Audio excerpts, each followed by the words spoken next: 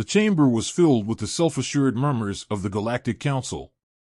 50 different species, some ancient, others merely old, but all of them convinced of their superiority. At the center stood Dorian Astor, Earth's appointed diplomat, dressed in his usual mix of casual confidence and professional irritation. He swirled the whiskey in his glass, watching the way the amber liquid clung to the sides. He had long since stopped being impressed by these meetings. "You fire on us, and you won't even have time to regret it," he said, tone even, almost bored. Laughter erupted, rolling through the chamber like an untamed tide. Some of them made noises that sounded like animals choking, others clacked mandibles or produced clicking sounds deep within their throats. The amusement in the air was palpable. Velther Ikes, a towering reptilian whose species prided itself on having crushed over a dozen empires, leaned forward, his serrated teeth flashing. "You think your species has the power to make threats here?" Dorian took a measured sip of his drink, savoring the burn. "See, that right there? That's your problem. You keep thinking we're threatening you. We're not. We're warning you." Velther's claws scraped against the polished surface of the table. "Your kind has grown arrogant. You entered the stars barely a blink ago, and already you posture as if you were our equals. It is time you learned your place." Another representative, a floating mass of luminescent tendrils, pulsed in agreement. "Your defiance is a statistical anomaly. No species rises so quickly without consequence. The Council must act before your kind mistakes luck for destiny." Dorian let out a slow breath, setting his glass down with an audible clink. "All right. Fine. Let's say, hypothetically, you're right. Let's say we're too bold, too reckless, too eager to take a seat at the big kids' table. Let's say the smartest move is to put us in our place." He rolled his shoulders, cracking his neck. "But you won't." Velther's gaze darkened. "And why is that?" "Because when you finally pull the trigger, it's not gonna be a war. It's not gonna be a campaign. It's gonna be a disappearance act." Dorian's smirk never wavered. "You'll roll in, all full of yourselves, thinking you're about to teach the unruly humans a lesson. And then, just like that, he snapped his fingers. Poof. No fleet. No war. No history left to tell the tale." The laughter faded into a tense silence. One of the elder beings, a creature whose elongated skull housed the galaxy's most advanced strategic mind, rasped, "Bluffing will not save you, human." Dorian picked up his drink, took another sip. "I don't bluff." Velther's lip curled. "The Council has deliberated. The extermination armada will move immediately. Humanity's unchecked expansion ends now." Dorian exhaled, shaking his head with something almost like pity. "Well, guess I'll see you on the other side." He turned and walked toward the exit. The chamber doors sealed behind him with a hiss, the last echoes of his boots fading into the void. Admiral Kor Valnix stood at the helm of the Dominator Prime, watching as the extermination armada emerged from warp above the blue-green planet. Humanity's homeworld was an unimpressive speck against the endless void, fragile and small. And yet, this was the species that had dared defy the Galactic Council. "Fleet is in position," his second-in-command reported. "All weapons primed." Valnix's lips curled into something between satisfaction and contempt. He had fought in dozens of campaigns, burned worlds to ash, shattered fleets that had resisted Council rule. This would be no different. Begin planetary bombardment. The command echoed through the fleet. Thousands of capital ships adjusted their trajectories, charged their main cannons, and locked onto targets. The humans had planetary shields, but nothing that could withstand an onslaught of this magnitude. The war would be over before it started. Then the sky tore open. Not an explosion. Not a defense mechanism. The void itself fractured like shattered glass, black lightning arcing through space. The stars behind the fleet flickered, some winking out of existence entirely. The front line of warships, hundreds of them, vanished. No weapons fire. No energy surges. No debris. Just gone. Valnix barely had time to register what he was seeing when the next wave of ships froze mid-flight. Not disabled. Not destroyed. Frozen. Engines burned silently, cannons still humming with energy, but their crews were locked in time. Some of them were in mid-scream, expressions of confusion and terror etched on their faces. Others looked as if they had been stretched, their bodies contorted into something that had never been meant to exist. Panic spread through the comm channels. Admiral, the fleet's formation is collapsing. We're losing ships. Valnix gritted his teeth. All vessels, pull back. Regroup. But it was too late. The stars themselves began to flicker, one by one, pinpricks of ancient light vanished, as if they had never been there at all. The darkness beyond the fleet grew deeper, stretching into something bottomless. One of the flagship's tactical officers let out a strangled gasp. This isn't a counterattack. It's not a weapon. Valnix turned sharply. Then what the hell is it? The officer swallowed hard. Reality is breaking. A heavy silence filled the bridge. Then the comms crackled to life, a transmission from one of the surviving ships. The captain on screen was pale, his eyes wide, hands gripping the console in front of him.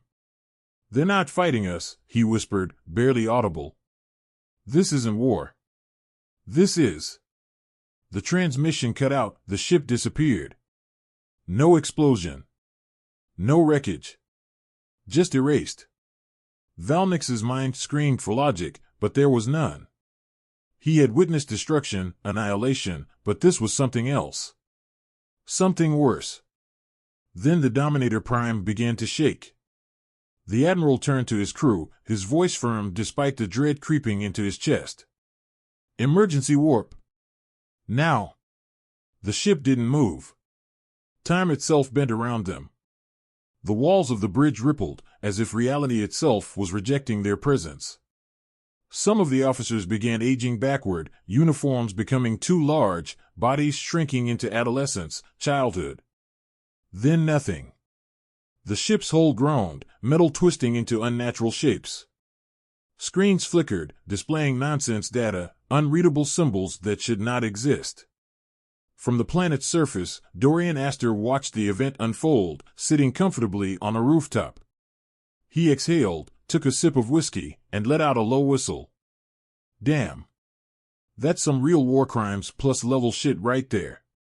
Above him, the last remnants of the extermination armada collapsed into silence. The sky wept no more. The Galactic Council chamber was silent.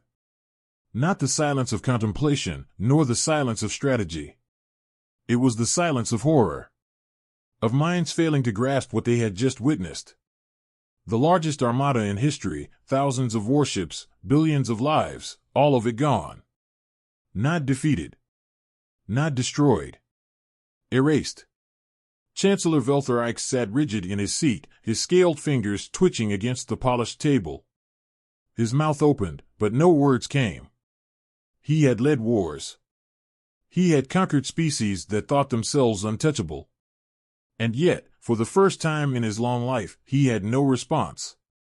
At the far end of the chamber, Varlin Quo, the Council's most celebrated physicist, stared unblinking at the last recordings from the battle, his gelatinous body pulsed erratically, his appendages curled inward in a way that signaled pure, unfiltered panic. The other counselors shifted uneasily, their voices hushed and frantic. They didn't fire a single shot. This defies all known technology. We are missing something. We must be missing something. Varlin finally spoke, his voice hollow. It wasn't a weapon. Velther's gaze snapped toward him. What? The scientist's skin rippled, colors fluctuating in distress. That wasn't an attack. It wasn't defense. It wasn't anything we can define. It was a side effect. The room fell even quieter, if such a thing was possible. Velther exhaled, his claws pressing into the wood. Explain. Varlin's voice wavered. Humanity is changing. We assumed they were a young species, still bound by the limitations of their biology and physics. But they are evolving in ways that should not be possible. He gestured toward the frozen display. They didn't erase the fleet.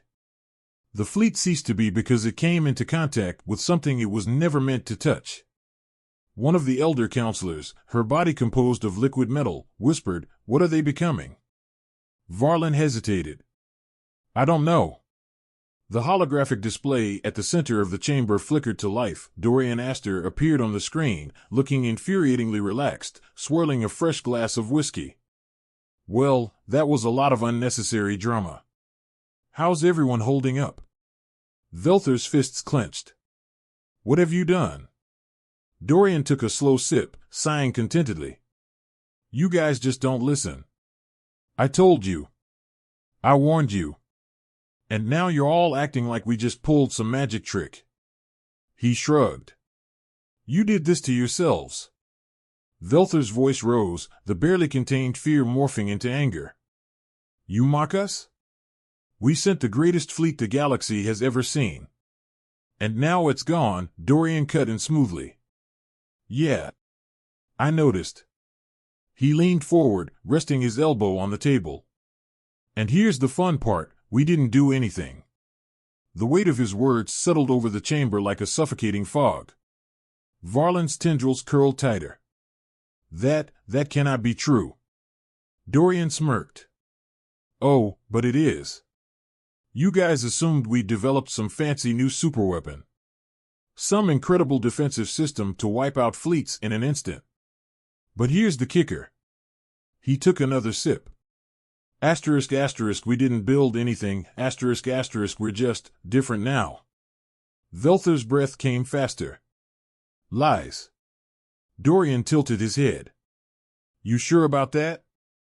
A deep, sinking feeling settled into the chamber.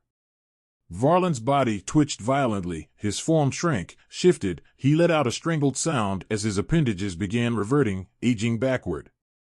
Gasps rippled through the chamber as the once great scientist grew smaller, his knowledge, his very existence unraveling before their eyes.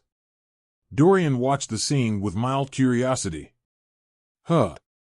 Guess you weren't meant to perceive this stuff, huh?" The counselors panicked. "Fix this. Stop this." Dorian's expression turned almost sympathetic. "Can't help you there, buddy. That's the price of trying to understand things your minds weren't meant to touch." Velther slammed his fists against the table, desperation bleeding into his voice. "What, are you?" Dorian's grin widened. "Oh, now you're asking the right questions."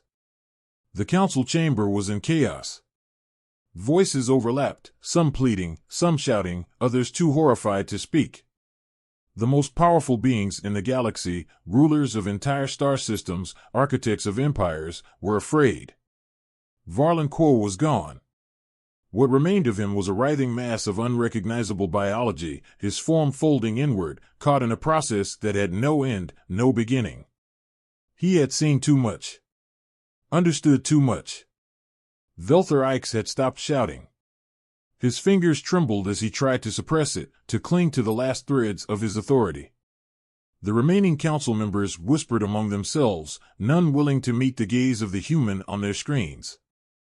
Dorian Astor, Earth's so-called ambassador, sat in his chair with an almost lazy posture, casually finishing his drink. Velther inhaled sharply, forced his voice to steady. We must discuss terms." Dorian arched a brow. "Terms? Terms for what?" Velther's jaw tightened. "For peace." Dorian chuckled, setting his glass down. "Man, you're acting like we were at war. You can't surrender when there was never a fight." The word struck deep. The council had never been in control, there had been no battle, no resistance, no negotiation. There had been a warning, then an extinction-level consequence for ignoring it. Velther swallowed hard. We recognize that humanity is no longer conventional."